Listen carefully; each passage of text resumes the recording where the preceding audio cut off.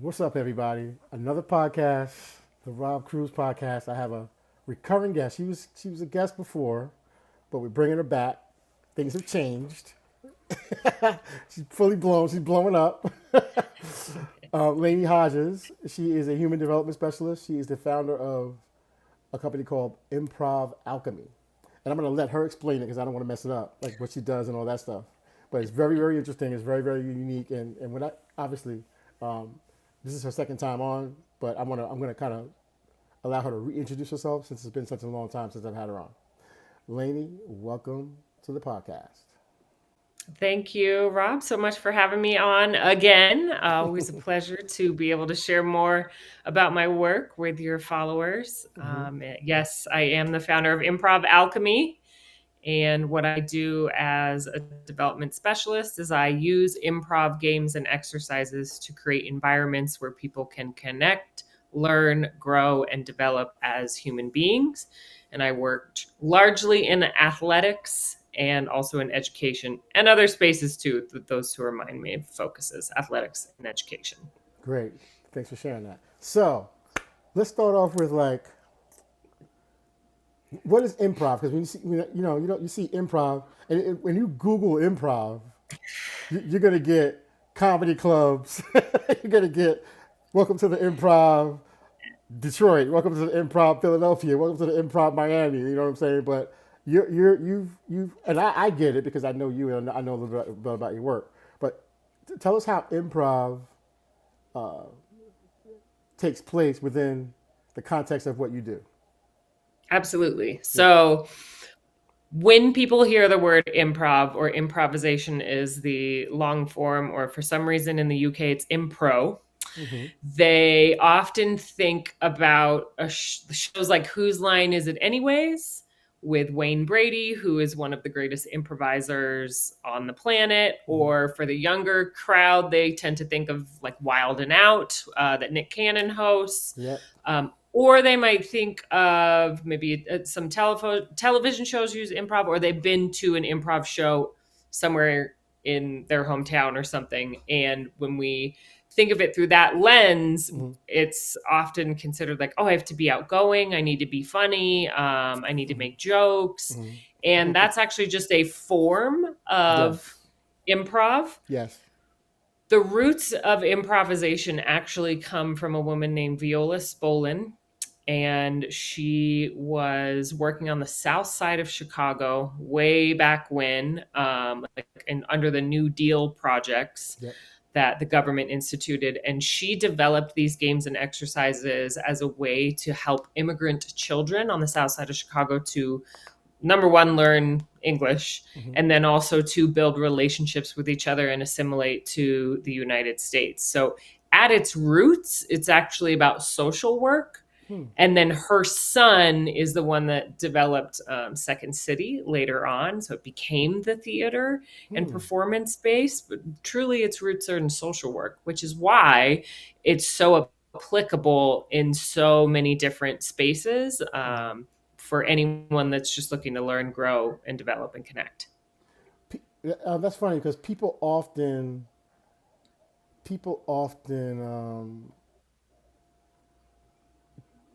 lack a full appreciation of the social dynamics of team. Yes. And one of the hardest and most difficult things to do in the team world in terms of winning with a winning team is bringing different people and their skill sets with different backgrounds, ethnicities, socioeconomic statuses, and just the way they see the world together Yes. to become like really essentially a family. Yes. So in your work, I'm curious, like what are some of the things that you that okay, we're going to bring in Lainie Hodges. I'm the I'm this professional baseball team. I'm a professional football team. I know you do a lot of work in the NFL. Mhm. What's the problem that we need Lainie to help us solve? Sure. Well, before I actually go into that, I'll also say a little bit more about the difference between improv and acting, because often people hear improv and brain goes to acting. So Yep. when you act, you have a script, you know what your lines are, You rehearse them, you recite them, you perform them, and there's not room to say something else when we're acting. Yeah. When we are improvising, we're going off the top of the head, we're making it up in the moment, we're not operating by a script. Mm-hmm. And that's day-to-day life. Yes. No one got a script this morning that told them all their lines for the day. When we're in conversation, we're improvising. You and I are improvising right now. We're not operating from a script. So Right. it's actually a skill that we use every day, most of the day. So when you can do it with more intention, you get a lot further faster and you have a lot more fun and you have better relationships, which is a big part of my work, depending on the client and the need, is just that relationship building. Mm-hmm. When, like you said, you're bringing together a group of people that are coming from various backgrounds, various experiences, different belief systems, Yep. different ethnicities, races, etc., and you're trying to accelerate that process of team building and gelling so Mm-hmm. that they can go out and perform better on the playing surface, field, court, whatever that might be. And the same skills that you use to build those relationships and Mm-hmm. build trust and mental agility and resilience, etc., those also translate then onto the playing surface. Yeah. So part of the power of improv is that really what we're doing is training the brain through the process of neuroplasticity, which is Oof. the brain's constant ability throughout the lifetime Mm-hmm. to change. So when people say, like, well, that's just the way I am, no, those are just the neural pathways that you have built, like little Mm-hmm. roads in your brain, Mm-hmm. your beliefs, your inner talk, how you speak to the world. Those can be changed through repetition.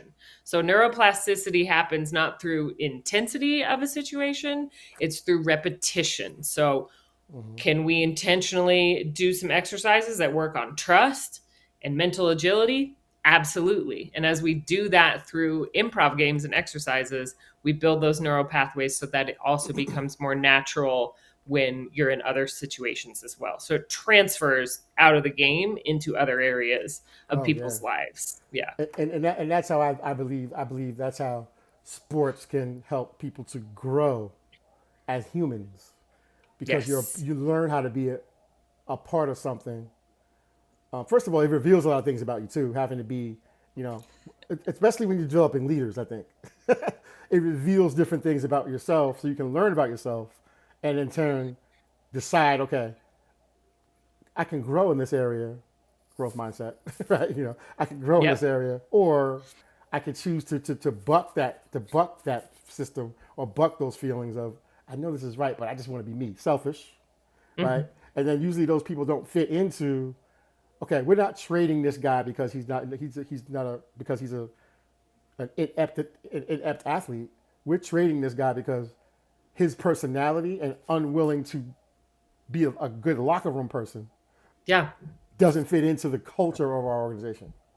Correct. Yes. So What sort of and we deal with that even in youth sports. I mean, it's not absolutely. just pro. Um, Yes, yes. Yeah. So in my work, a yeah. lot of what I do is with the athletes, Mm-hmm.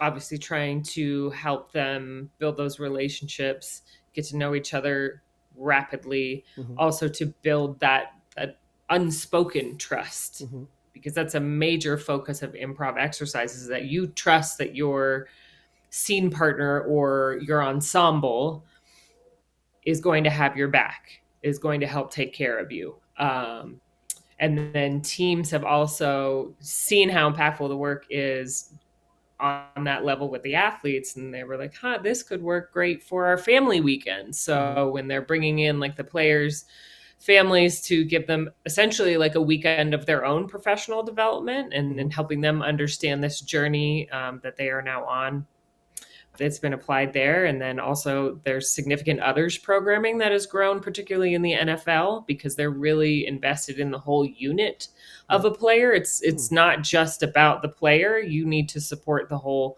family. So we've been applying it there as well. And then that's also transitioned now over to the business side. So working with different departments on different teams on team building or stress relief, resiliency, agility, all those sorts of things. So it applies on the corporate side as well. See, I find that as I compile my own programs and I put together my own strategies of how I want to deal with my youth athletes, I began to realize a few years ago too that it's like, okay, well, if it's just me with the athlete, that doesn't really serve the athlete. It has to be I have to. It's coaches' education, colleagues. We need to be on the same page. It's parent education. Hey, here's where we're going. Here's what we're trying to accomplish, not just on the field. Because sometimes people just say it's the game, the skills, the wins, the losses, the X's, the O's. But there's so many things that happen within an athlete on how they show up in terms of who they are and how they see themselves. Absolutely. And their other relationships can affect their ability to be consistent, you know. And are there some things that you do to help people understand that and kind of work on those things? Yeah, absolutely. And particularly in this age of social media, where like one tweet or comment or rant, if you're upset about like maybe you're mad at the coach because they didn't play your kid, and then I don't know, you go on like Instagram Live and are ranting about the coach, and that can seriously negatively impact the player as well as the team, the relationship with the coach. A lot of damage can be done because someone is just being reactive in that moment. Yep. So improv is a fantastic tool for helping people really understand and build the skills to be responsive instead. When we're being responsive, we're recognizing that we've been, I think triggered can be an overused word sometimes in our society. Like something has hooked us emotionally. Right. And emotions are fine. Like emotions are okay. All behaviors are not. And so we have to train ourselves to recognize when we're in that space and pull ourselves out of it before saying or doing something that we're going to come to regret. Because when you're responsive, it's more of like a bird's eye view of everything that's happening here, as well as playing the tape out. Well, if I post this thing, what could potentially the consequence be? Think through like worst case scenario. And if you don't like that outcome, you should probably make a different choice. So the emotions are okay. We just don't want to behave or speak from that place. So in improv, often people are surprised because everything's just, you have no idea what's coming at you. So those reactions happen all the time. And yet, you know, the goal or the rule of the game. Yep. And so you will acknowledge the emotional reaction and then still be able to respond anyways in a way that fits in the direction of the game. So again, just building that neural pathway of responsiveness overriding reactiveness. That's interesting. I look at it from obviously youth sports. I work more with youth. Elite youth is a little bit different than, which would be a little bit different than like, because that's a whole, elite isn't just a skill set in my business, right? Elite is an actual mindset, because the elite people are just doing things differently. They're investing a little bit more time and resources. They are a little bit more dedicated to the end goal of being, I want to go to this level, so whatever's necessary, if I can do it, I'm going to do it. So that's what kind of separates in my world. But I find that having worked with both male athletes and female athletes, there are differences in how different sports and gender work. Sure. And also team sports versus individual sports. Yes. Because individual sports, I feel like it's just all about me. I don't got to worry about anybody else. You know what I mean? Obviously, I have a team: agent, coaches, trainers, managers, media people that are helping me. There's still that team aspect, and I have to be able to cooperate. But So I can see how you would be able to kind of come in and kind of help people to kind of navigate and just being someone that people would want to work with. Yeah, I think, part of what's powerful about improv as a tool is it's not asking people to bring anything other than themselves Mm-hmm. to the space. Mm-hmm. So you're going to pull from your experiences, your beliefs, your education, largely though your experiences, that coming out in the games, things you've seen or heard or whatever it might be. And on one hand, it shows how the subconscious is operating for a person. Mm-hmm. What kind of naturally comes out is what might be lying underneath that they wouldn't necessarily share consciously, but through improv it's going to come out. Mm-hmm. So like there have been instances where with some of the pro guys, every response for one guy in the games is always about like money, women, or cars. So Mm-hmm. we know where your mindset is at versus the Mm-hmm. guy who's just thinking a little bit more deeply. So it gives the people that I work with in player engagement, player development, then this touch point to address with the player and find out more about that. Part of what I also love about that subconscious coming out is in improv is it's also your habitual patterns and the ones that are working for you and the ones that aren't.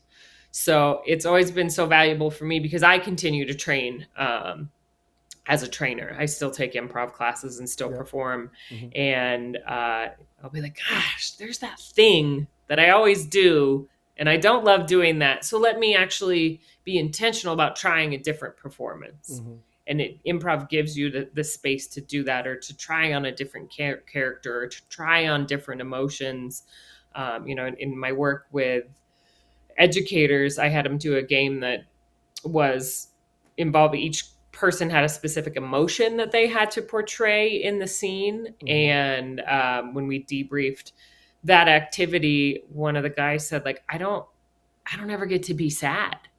Mm-hmm. And I got to be sad in that game because that was the emotion I was given. And like, given that permission and freedom to do that was very cathartic in that moment. So, that's just another blessing of the tool, but you don't have to be outgoing. You don't have to be an extrovert. Introverts actually tend to be better improvisers because they're better listeners. And that's truly what makes a great improviser is someone who can honestly be present and listen. Because unfortunately, we live in a society and it's just gotten worse over time where someone is speaking to us and we are scrolling through our phone while they're talking, or we are in our own heads having an internal dialogue, either thinking about how would I answer the question that I just asked them, or maybe thinking about something that happened earlier, something that you need to do later. Or we will listen for something specific Mm-hmm. and miss the rest of the message. So to really listen to someone requires being very locked in and present so that you can hear also what's not being said Mm-hmm. by the way they're saying something, tone, body language, etc. And then if you're going to listen for anything, one of the things you want to listen for is what's most important to this person in what they're sharing with Right. me right now. And when you listen in that way, you often discover what people's values are. Mm-hmm. And in my work, particularly when we're bringing together people from diverse groups and backgrounds, when we can lock in more on those values, we discover like, oh, we actually have very similar values Yes. and So that yeah. common humanity comes together. So, I was with one of my NFL clients this weekend and it was a family weekend. So, they're coming from all over the country. They've all had very different experiences in their lives. Mm-hmm. And we're trying to find, some common themes and the themes that came out, particularly in terms of what their greatest hopes were for their player. It was not about breaking all the records or making all the money. Mm-hmm. It was largely about being a good person and contributing to your community, leveraging this opportunity for all that you could so that you could be the best man that you can be. Mm-hmm. And that's how we make a better world. That's true. So, as you were saying, like sport really is this tool that does help us grow. Those skills we gain through sport are transferable elsewhere. Hmm. And it's such a powerful tool to bring people together. So, how can we take that opportunity and just make the most of it? And through an improv mindset that I teach people about, yes, anding what comes our way in Hmm. life, Hmm. that's how we walk that path and Hmm. support the others around us. So, So you said a whole lot, and I have so many things from what you said. I'm like, I was taking notes and stuff, and I'm like, wow, this is great. It really was. But so, because I'm thinking about what you're saying, and I'm also thinking about like my experience as a coach and how I have kind of continued to transform and be more adaptable to what the needs are of my athletes. hmm What do they need from me as a coach? Like, because I want to be I want to be considered a servant coach. yes. That's how I hope. It's like, how can I help you today? Like, what do you need from me to hmm help you to play your best? And I try to develop that relationship with my athletes to be able to let them know that I'm here for you with what you need. Just let me know if you need time to go reconcile some things mentally and emotionally.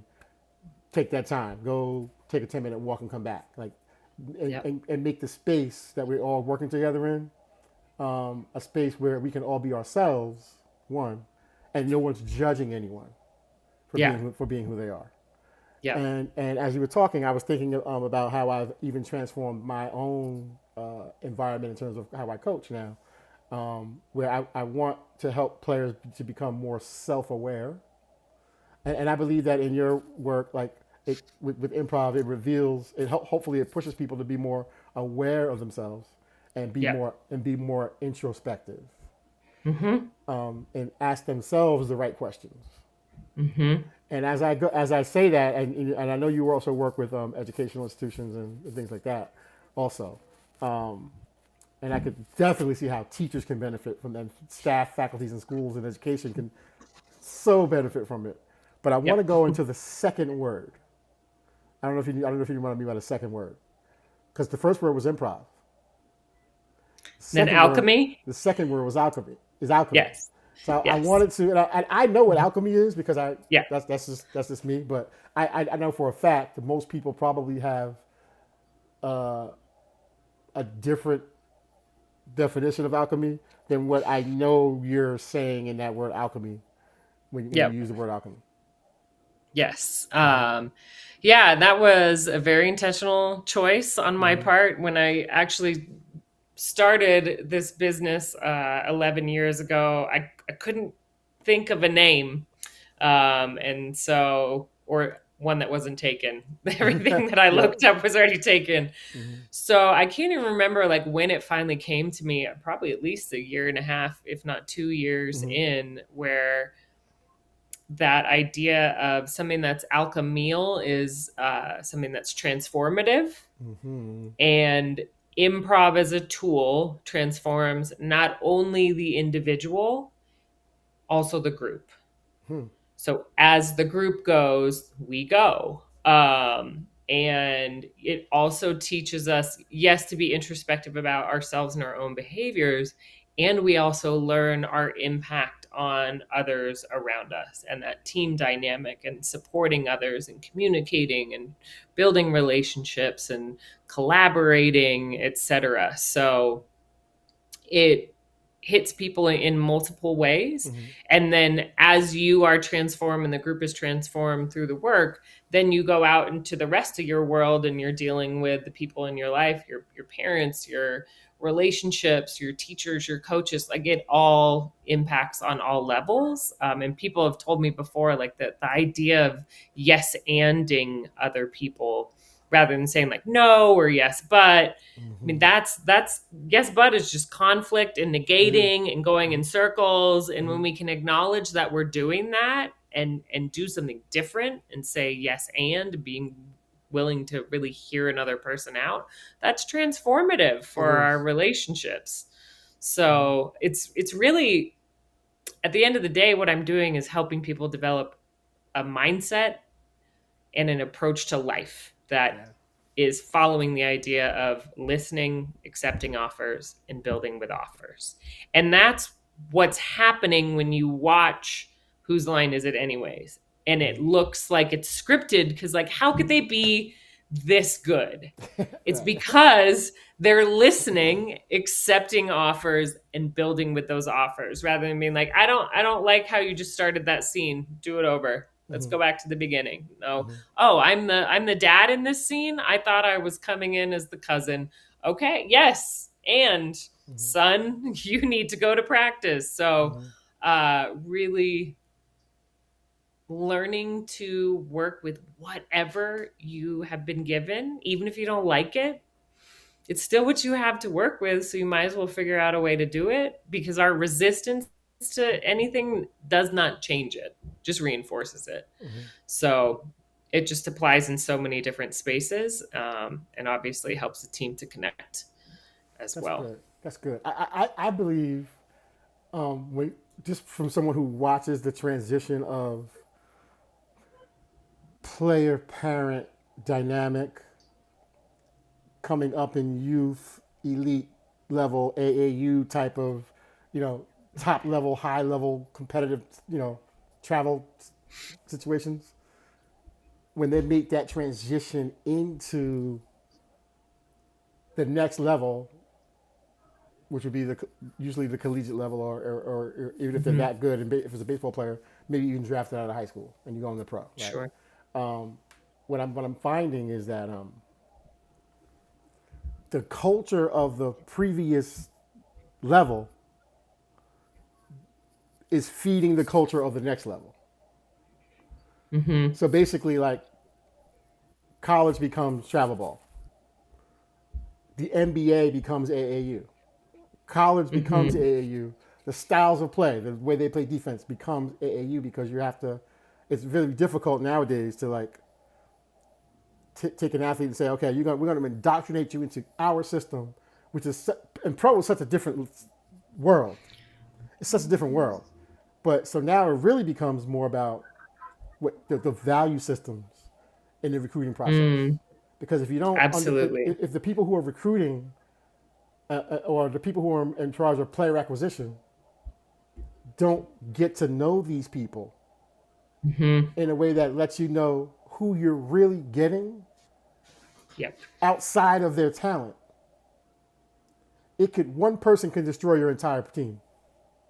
Absolutely. One person, Character yeah, and values make all the difference. And if people aren't clear on what those are, like, you could make all sorts of wild choices. So yeah, that is, something I try and reinforce in my work too, and in my own life, like being clear on what my values are, because I use them as guideposts to make decisions. I will yeah, check in, is this decision I'm thinking of making in alignment with my yes, values, or is it violating what I claim my values are? And if it's violating it, I need to act with integrity and make a different decision. So I'm in alignment with my values. But yeah. if our values are money and fame, we're gonna make some different We're choices. gonna have some problems. Yeah, Um, there's gonna be a conflict, yeah, and that's funny yeah, because I think you said, "Oh my God, that was so good." So I think, so for me, even in player acquisition at the youth level, because we're trying to build these teams that compete, but we know that this is a certain type of player or a certain type of family that we bring in. So we started doing Zoom calls with the family, so we can see them and see the body languages and the gestures and the interactions between player parents. sure. Can the players talk? Can they speak? Can they ask their own questions, or are they constantly looking for their parents to ask those types of things? Do they give them any freedom? Are they figure it out kind of kids? Are they figure it out kind of parents? And then we get a sense of using our own intuition and our own personal instincts to really just Yes. judge people and say, okay, does this person seem like they're a person that, or does this family seem like they're a family that can fit in? And I think those values are huge. And you mentioned values being in alignment. Yeah. And I think when when I consult my student athletes, especially in the college recruiting process, I don't like the word college recruiting. I like the word college selection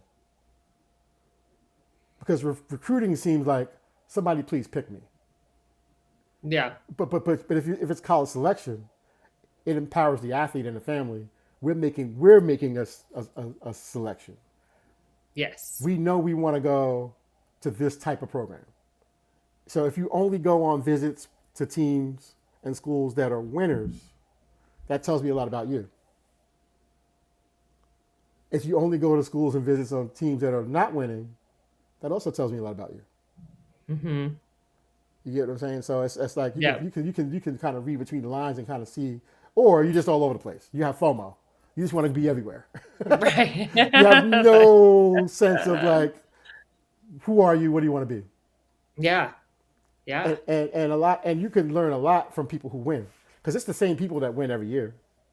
Mm-hmm. It's not that doesn't really change, and that's a culture thing. That's a team culture, team values thing. Yes. It really is. So I'm curious to know like, what are some of the similarities when you're working in the educational space that happen and also in the pro space, pro sports space? Are there similarities? In terms, um, in terms of, Common I mean, fa- common factors, common issues, common things that need to be solved or well, resolved.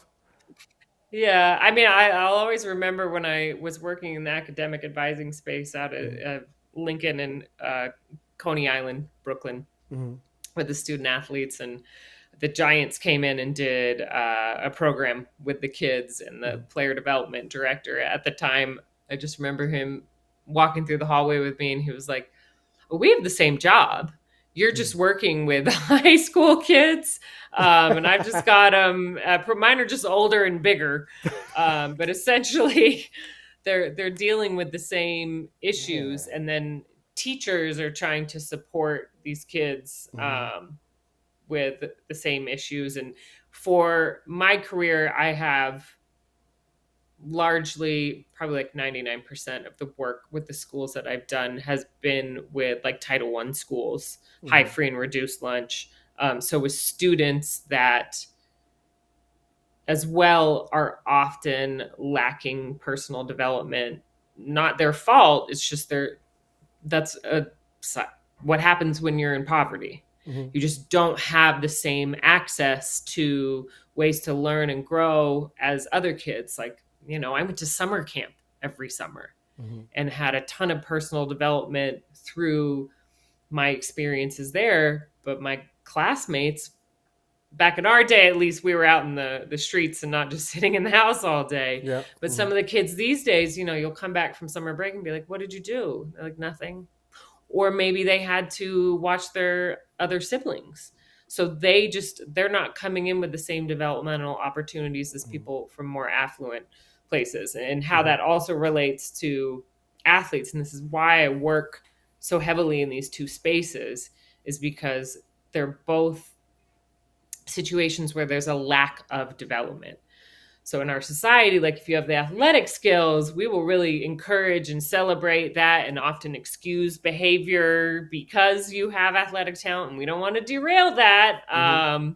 So no consequences when there is bad behavior, but Mm-hmm. it's to the detriment of their growth as human beings. And then once sport is done, no matter the level, many athletes struggle with that transition to whatever is next. And largely, a large contributor to that is that they just have not developed the other parts of themselves. And so the way that player development has really shifted into this holistic umbrella Mm-hmm. over the past 2 decades has been really amazing to see. It's not just like, well, we're trying to do this so that we can avoid the bad headlines. The people that I work with in this space, we are in this because we care about the long term outcomes Mm-hmm. for these people. And we want to use sport to help access the best long-term outcomes possible for them, because it teaches people so much about themselves and the world. So I would venture to say that only a specific type of client would even bring you in.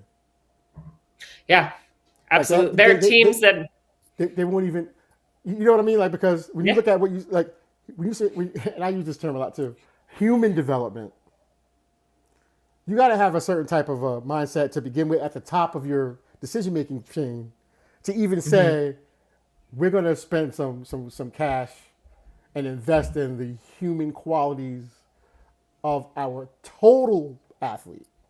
And it takes a whole different. So you already know it's a match. If the fact that they even like this, they said, "Oh yeah, we're doing this." mhm, You know that the values of the who you're working with and collaborating with when you go in, you guys are going to be. It's going to be. They get it, so to speak. They yeah, get it. we're going to be aligned. Yes. Yes. And I think that's what I've, Mm-hmm. learned over the years. I previously worked at the league office, the NFL in New York. So Mm-hmm. that's where my relationships were founded. Yep. And, in my head, like, of course, all 32 teams are going to use me. And it took a bit No. of time for me to recognize that, like, no, some No. teams actually are not ready for me. I would argue also those teams probably need me the most. Of course they do. You know what? However, It's always the people who need you the most that don't bring you in, and the people right. who you guys already got it, but oh, let's go. You kind of got it, but let's Yeah. go. I totally understand Yeah. that. I totally get it. I totally get that. But you mentioned something about development. You used the word development, and I would say a big part of development is um, exposure. Because Yep. I know, like, I look at like the different people that I'm working with, um, and then I look at myself and I say, well, I didn't even get on an airplane until I was in college, Wow. Yeah. and there were people Exactly. around me in school and stuff that were going on full fledged like vacations. Vacation for me was like, just okay, there's just no school this week. Right. You weren't spending I your wasn't summer in Europe? I wasn't like getting on planes and going to Bahamas. I wasn't doing any of that. Like, I Yeah. didn't even have people that had pictures to show me of the Bahamas. Like, I didn't even have people who were going to Bahamas say, "Hey, check out my Bahamas pictures," Yeah. which is still exposure because you get to see the photos and your mind can expand. So now I think Yeah. it's different because we have these phones. We're connected. We have access to whatever we Mhm. need to have access to, which is also a level of exposure. But I also believe that, like in development, I believe that the level of exposure and the type of exposure is the main conduit for higher development, and Absolutely. just to be receptive to better development too. Yeah. So And tolerating the differences in the world. If you are only in your community and you don't see or are exposed to other people and discover their humanity mm, through exposure, like, you might believe things that are wrong about big groups of people. I mean, mm-hmm. travel is one of my favorite personal development Absolutely. hacks. Mm-hmm. Like, it makes me anxious to go into a country and not speak the language and not know how to get around. And like, but within 48 hours, like I got this. I Yeah. could move here. Yeah, yeah, yeah. That's me. That's me. I can live. I can totally live here. Yeah. That's great. So I think that Mm-hmm. that constant willingness, Mm-hmm. and a lot of people just aren't, particularly young people these days, the willingness to like throw yourself out of the nest Mm-hmm. consistently, not constantly. That's burnout. Mm-hmm. Mm-hmm. But being willing to feel anxiety or nervousness, anxiousness about an opportunity, a situation, and rather than using that as something that stops you in your tracks, instead, to me, that's the signal to push forward because something great is on the other side. And there's a difference between fear of the unknown versus fear because I'm actually not safe. Mm-hmm. But what the brain will do, it's a beautiful biological tool that is designed to keep us safe. It was designed to keep us safe, though, from like a tiger back in the day, Mm-hmm. or now in modern times, from a car that's swerving and might Mm-hmm. hit us. Mm-hmm. But we now have access to all the bad things happening every day, everywhere, all the time, and the brain is over. That's stressful for the brain, Yeah. but it also reads situations as dangerous that truly aren't, and we have to Mm-hmm. be willing to see when that's happening and push forward anyways. I think about Mm-hmm. a kid I had. I used to teach improv in a school for a couple of years, just an elective class for middle school and then a high school section. And I would always do Friday game days, because talk about personality coming out. Give some kids some Uno cards and you'll see a different kid. Yep. Yep. But I remember one day we were playing Jenga, Mm-hmm. and there was a kid we were encouraging to just take a block out, and it took about 10 minutes of encouragement from the group, like, you can do it, you can do it. He was so afraid of knocking the tower down that he didn't even want to try pulling one Jenga block out. Mm-hmm. And with our encouragement, he did do the one, and then Yep. he's like, no, I'm okay, and he didn't knock it down. Right.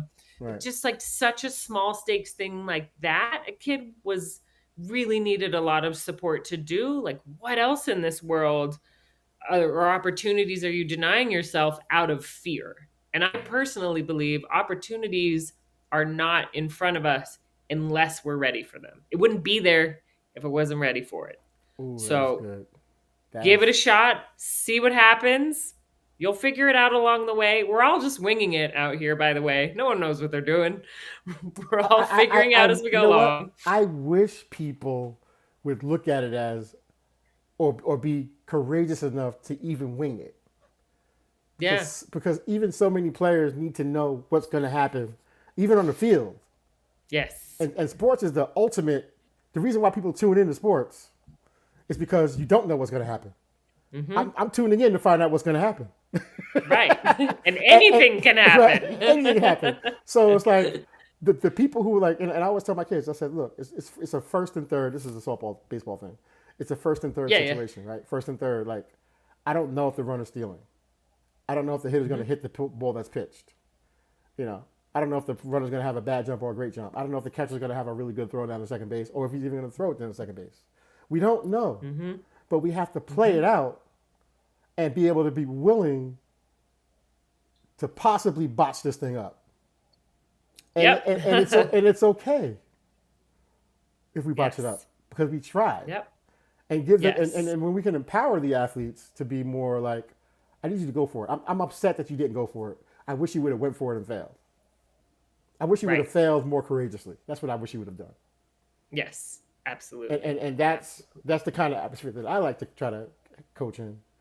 Because if you're Mm-hmm. coaching and you're not allowing kids to, humans to fail, it's just for us failure is required. Absolutely. In softball and baseball, like, Right. failure is most of the game. Right. So it's like, please go fail so we can learn and get closer to getting it right next time. And then please go fail Exactly. again. And please go fail again. But it's the Yeah. effort piece. It's the effort. It's the like, you went for it. You dove for that ball. Great job. Yeah. Absolutely. And then So, that, when you can build those skills through sport, you become more willing to do it in other places as well. And I teach again through improv, if you make a mistake in a game, we can laugh about it, and we figure out what went wrong, we pick back up and we keep moving. And I always like to share that personally in my life, I don't believe in mistakes and failures, because anything that I could label either of those was either a redirection I didn't know I needed or a lesson I needed to learn. So particularly when I go through something, upsetting in my life, I'm always looking for, one, what was my role in it? Even if I only played 5%, what role did I have in it? And what can I learn from this? Rather than let me have a victim mentality, like the world sucks and it doesn't treat me well. It's like, no, let me be empowered here and yeah. see what I can take from this and where I can apply it to other places.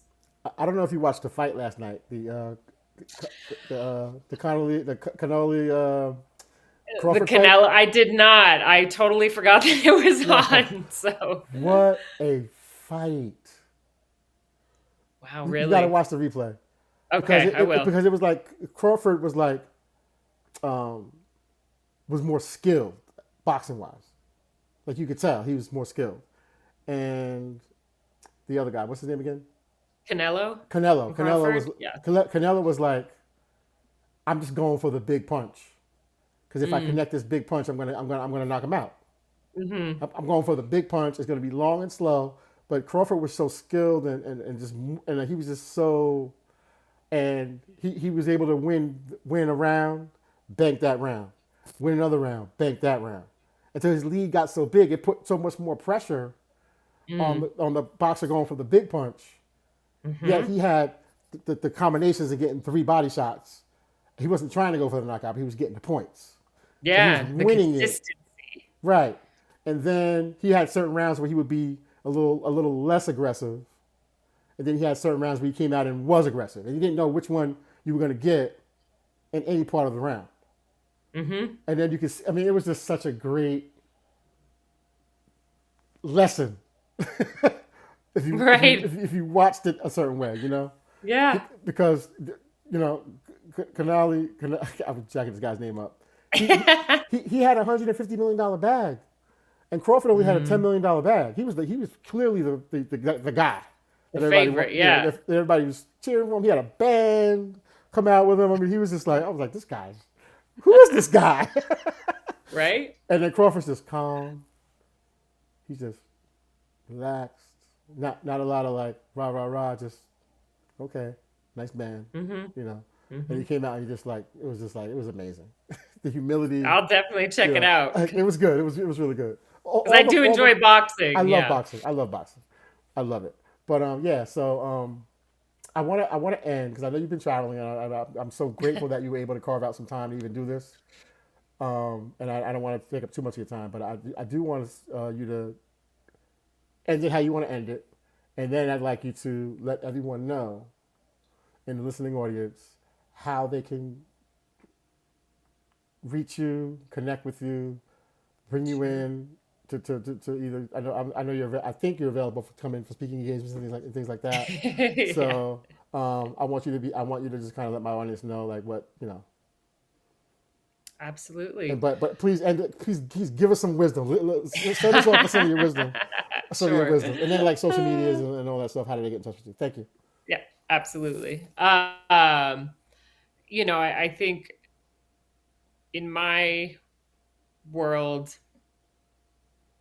I learned this from a nonprofit in New York City called the All Stars Project, Mm-hmm. and one of the founders of that organization um, said that he would love to live in a world where like he didn't have a job because everyone was doing improv. Like we've spread it that far that everyone was doing that like didn't even need me anymore. And obviously that won't happen, but that's sort of the idea I have for this. Like I want so many people following these principles in their lives so that they can have better relationships and work better together with others and be happier and healthier and see each other's humanity, particularly in this day and age.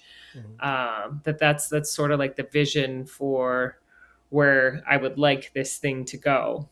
That being said, when it comes to the athletic space, one thing I just want athletic directors, coaches, whoever is bringing someone in to do improv with their athletes. I think there's a difference between hiring someone, because there's a lot of companies out there that do improv trainings, right? Okay. Mm-hmm. I think there's a difference between hiring someone who's coming from that lens versus and doing improv, whereas I'm using improv as a developmental tool. Mm-hmm. And so the intentionality is around really cultivating this space where we Mm-hmm. can grow and develop Mm-hmm. and applying that to with my background in like sports psychology and athletics. So Mm-hmm. I think it's just something for people to be mindful of. And that's not to knock other improv trainers as Right, like I understand. ineffective. Mm-hmm. I just think there's a difference there. And I think that's similar, in the education space. Teachers appreciate that I taught. And I'm coming in there and I can understand what they're going through to Because a you could, degree. I agree, and you could know something, but not be as effective enough of a communicator to actually teach it effectively. Yes, And absolutely. that's how I feel the same way. Like even what I do, yeah, I know people know the game, but they Mm-hmm. can't teach it like I teach it. Mm-hmm. My teaching gift, like Yeah. just I'm connecting, I'm delivering, I'm effectively communicating, I'm understanding how to change my communication when I need to in Mm-hmm. certain instances and depending on who my audience is. So it's really, and you're such a great human, and I'm so grateful that you came on. I love following you on again, just all your quotes are just like, oh my God, this is crazy. Every day I look forward to them. But I appreciate that because I'm never, I just try and put something yeah, insightful, hmm, thoughtful out there on or just on a daily post because hmm, again, like people are struggling right now. yeah, I struggle sometimes too, and yeah, sometimes what I'm posting is the word that I need for the mm, day. So if it's hmm, helpful to me, I hope it's helpful to others, and I do want to help people to